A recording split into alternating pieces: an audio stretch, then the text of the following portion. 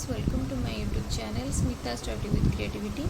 Today's topic is all about dimensions of growth and development, or we can say aspect of development, जोटा कि से child development last गोटे रही जाता सब पार्ट तो बहुत लेट हो गलानी को अपलोड करिया तो आज ही अपलोड करदेवी। तो विदाउट डिले आम देखा डायमेंशन कौन ग्रोथ को ग्रोथ आ डेवलपमेंट डायमेंशन सब कौन कौन क्या द्वारा आम ताको मेजर कर जो मैंने रहा डेवलप केते प्रकार सेगुरा सब कौन कौन आम केमी चिन्हवा से डेवलपमेंट द्वारा मापा केमी कौन सब देखा। चलो स्टार्ट करवा। फास्ट देखिए तो following are the major dimensions of growth human growth and development सेगुरा हूँ कौन सब ना physical growth and motor development, intellectual और cognitive development, emotional development, social development, moral development and language development. छटा आसीगला। फास्ट देखा फिजिकल ग्रोथ आ मोटर डेवलपमेंट जो है physical growth and motor development it refers to increase in height weight and size. यह क्या केमी हाइट आउ वेट आउ साइज जो इनक्रीज होचे कहे कि फिजिकल ग्रोथ और मोटर डेवलपमेंट हो कहीं आम फिजिकली ऑब्जर्व करें it is a progressive development of various body parts and their function. यहाँ गोटे प्रोग्रेसिव डेवलपमेंट फॉरवर्डली प्रोग्रेसिव उन्नततर डेवलपमेंट हो चला आगे। Infancy stage is marked by rapid in physical and muscular control which is generally increase in childhood stage। तो समस्ते जानछ जे physical ग्रोथटा remarkable बा marked करा जे इन्फेंट स्टेज बहुत रैपिड होइतिबार।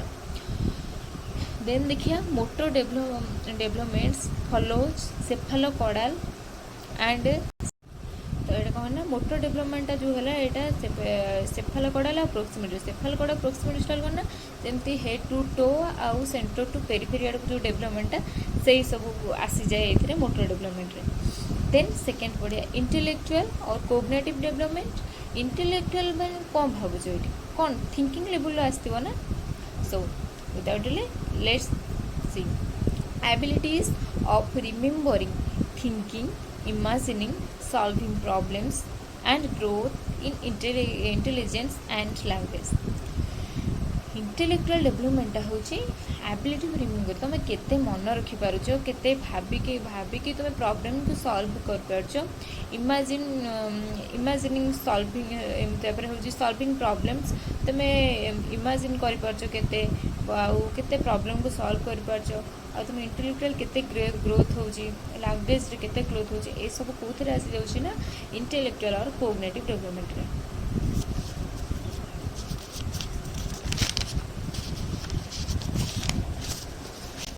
देन आसला इमोशनल डेवलपमेंट कला it refers to the emotional experience. Emotional तुम किसी जमती कि तुमको सैडनेस हवा गोटे गोटे जन जन कथा तुम सीरीयस हो जाओ आउ कथा कांदीपा लगी जाओ जोटा कहते हेवी इमोशनल जो मैंने आटाच हो जाती टिके टिके कथार से इमोशनल हो जाती सेटा कौन आसना इमोशनल डेवलपमेंट आसे। In infancy the emotional attachment are stronger कहीं ना तुम मैंने तुम छोट बेले तुम बापा माँ सहित बहुत भलसे मिसी जाऊँ भलसे आटाचमेंट रोचे बड़ हो रागुच रुषुच ये बहुत सारा एक्टिविटीज शो कर मात्र जिते छोट बेले से तुम ओनली एकमात्र पेरेंट्स ही जहाँ सहित तुम ताको ही चिन्ह छड़ा तुम दुनिया क्या जान तो से कहना जो पूरा इन्फेंस स्टेज आसी जाए से तुम इमोशनल अटैचमेंट पेरेंट्स मान तो बहुत ही स्ट्रंग थाए। In childhood emotional attachment is stable जो चाइल्डहुड थाए से स्टेबल थाए and in adolescence the emotional imbalance जो एडोलेसेंस आसता है से तुम इमोशनल जो अटैचमेंट है से इनबालांस ही रही जाए। देन देखिए फोर्थ आसला सोशल डेवलपमेंट। सोशली कौन बुझुच सोशली हूँ तुम सोशली केते एसोसिएटेड रोच it refers to the ability of the child to interact in a society. तुम्हें सोसाइटी भितर तुम्हें केते फ्रेंड सर्कल बन पार्छ केते तुम्हें सोशली एक्टिव रही पार्छ तुम्हें लोक मान सहित केते मिसुच तुम सोसाइटी विषय केते जान ସେଇଟା ହେଉଛି ମାନେ ସୋସିଆଲ୍ ଡେଭଲପମେଣ୍ଟ। ସୋସିଆଲି ଗୋଟେ ପିଲାଟି ତାର ସେ ଯେଉଁ ଛୋଟ ପିଲା ହେଉ ବା ସେ ଚାଇଲ୍ଡର ଯେଉଁ ଆବିଲିଟି ଥାଏ କି କେତେ ଲୋକଙ୍କ ସେମାନଙ୍କ ସହିତ ବା ସୋସାଇଟି ସହିତ ସେ ଇଣ୍ଟରାକ୍ଟ କରିବ, ସେଇଟାକୁ କୁହାଯାଏ social development. Home is the primary social environment of A child. ଗୋଟେ ଚାଇଲ୍ଡର ପ୍ରାଇମେରୀ ସୋସିଆଲ୍ ଏନଭାରମେଣ୍ଟଟା କେଉଁଟା? ହୋମ୍। ସେ ପ୍ରଥମେ ହୋମ୍ ବା ଘରେ ହିଁ ସବୁ କିଛି ଜାଣିଥାଏ, ଘରେ ମିଶିଥାଏ, ଘରେ ସେ ଫାଷ୍ଟ ସୋସିଆଲି ଆଟାଚମେଣ୍ଟ ହେଇଥାଏ। ଦେନ୍ ସେ ଫର୍ଦର ସୋସିଆଲ ବାହାରେ ଯାଇକି ସୋସାଇଟିରେ ସେ ବେଶୀ ନା କରେ ବା ବେଶୀ ଭଲସେ ମିଶେ ବା ଅଣ୍ଡରଷ୍ଟାଣ୍ଡ କରେ। It is the progressive improvement. ହୋମ୍ରେ ଭଲସେ ରହିଲା, ହୋମ୍ରେ ଲୋକମାନଙ୍କ କଥା ବା ଫ୍ୟାମିଲି ମେମ୍ବର୍ସଙ୍କ କଥା ଭଲସେ ବୁଝିଲା, ଦେନ୍ ସେ ପ୍ରୋଗ୍ରେସିଭଲି ଡେଭଲପମେଣ୍ଟ ହୁଏ କ'ଣ ନା ସୋସିଆଲିରେ। ଦେନ୍ ଆସିଯିବ 5th ନମ୍ବର, ଯେଉଁଟାକି ହେଉଛି ମୋରାଲ୍ ଡେଭଲପମେଣ୍ଟ। ମୋରାଲ୍ ତୁମେ କ'ଣ ଭାବୁଛ?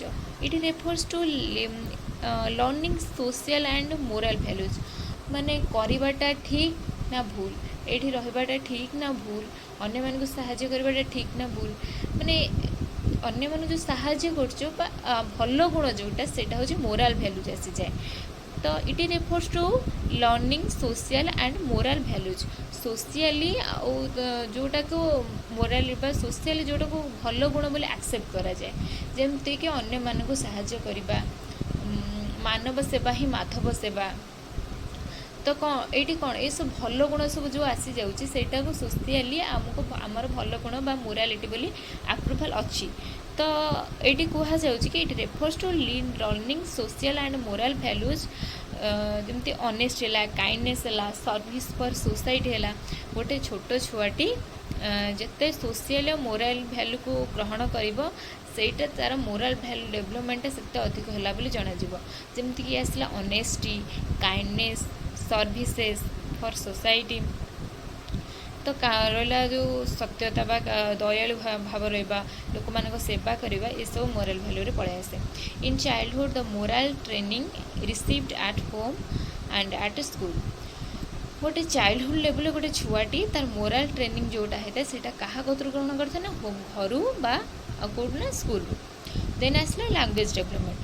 ଲାଙ୍ଗୁଏଜ୍ ଅଲ୍ ଆବାଉଟ୍ ଟକିଂ, କେମିତି କ'ଣ କଥା ହେବ, ତୁମେ କହିବାର ଶୈଳୀ କେମିତି, କେତେ ଭଲ କହିପାରୁଛ, କିଏ ଭଲ ଡିବେଟ୍ କହିପାରୁଛି, କିଏ ଭଲ ସେ ଲେଖିପାରୁଛି। ତ ଲେଖିବା ତ ଏଠି କିଛି ମତଲବ ନାହିଁ, କିନ୍ତୁ କହିପାରୁଛି କିଏ କେତେ ଭଲ, ସେଇଟା ହେଉଛି ଲାଙ୍ଗୁଏଜ୍ ଡେଭଲପମେଣ୍ଟ। ଦେଖିବା, this is the development of linguistic ability.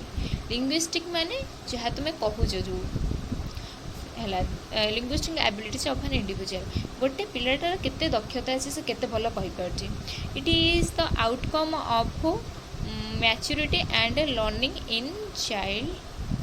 ଚାଇଲ୍ଡଟା କେତେ ସେ ଲର୍ଣ୍ଣ କରିଛି, ତ ଏଇଟା ଯେଉଁ ଆଉଟକମ୍ ଅଫ୍ ମ୍ୟାଚୁରିଟି, ତା କେତେ ଭଲସେ ସେ ଗ୍ରହଣ କରିଛି, ସେ ତାକୁ କେମିତି କେତେ ଭଲ ଏକ୍ସପ୍ରେସ୍ କରିପାରିବ। ପିଲାଟା ଯେତେ ଭଲରେ ଶୁଣିବ, ଭଲରେ ମନେ ରଖିବ, ଭଲରେ ଜାଣିବ ସବୁ, ସେ ସେତେ ଭଲସେ ତାକୁ ପ୍ରେଜେଣ୍ଟେସନ୍ କରିପାରିବ ବା କହିପାରିବ। ତ ତାର ସେତେ ଯେଉଁ ଲାଙ୍ଗୁଏଜ୍ ଡେଭଲପମେଣ୍ଟଟା ସେତେ ଭଲ ହେବ। ତ ଏଇଠି ଯେ affected by the socio economic environment of the house. ହଁ ନା, ଏଇଟା socio economic environment of house ଉପରେ କାହିଁକି ଡିପେଣ୍ଡ କରେ ନା, ପିଲାର ମାଇଣ୍ଡଟା ସବୁବେଳେ ଯେତେବେଳେ ଘରେ ଥାଏ ତା ମାଇଣ୍ଡରେ କ'ଣ ସବୁ ଘଟୁଛି, ତ ମାଇଣ୍ଡରେ କେତେ ସେ ଆକ୍ସେପ୍ଟ କରୁଛି କ'ଣ ନାହିଁ, ସେ ସବୁ ତା ଘରର ପରିବେଶ ଉପରେ ଡିପେଣ୍ଡ କରେ। ସୋସିଓ ଇକୋନୋମିକ୍ ଏଇଥିପାଇଁ କୁହାହେଲା କି ଘରରେ ଯଦି ଆର୍ଥିକ ସ୍ଥିତି ଭଲ ନଥିବ ବା ପଇସା ଠିକ୍ଠାକ୍ ନଥିବ, ଘରେ ସମସ୍ତଙ୍କ ପାଖରେ ପାଠ ପଢ଼ିବା ପାଇଁ ବା କୌଣସି ଖର୍ଚ୍ଚ ପାଇଁ ଠିକ୍ଠାକ୍ ନଥିବ, ଘରେ ଝଗଡ଼ା ଲାଗୁଥିବ, ତ ପିଲାଟା ସବୁବେଳ ପାଇଁ ଅନ୍ୟମନସ୍କ ହୋଇ ରହିବ। ତ ସେ କେତେ ଭଲ ପାଠ ପଢ଼ିପାରିବ କି?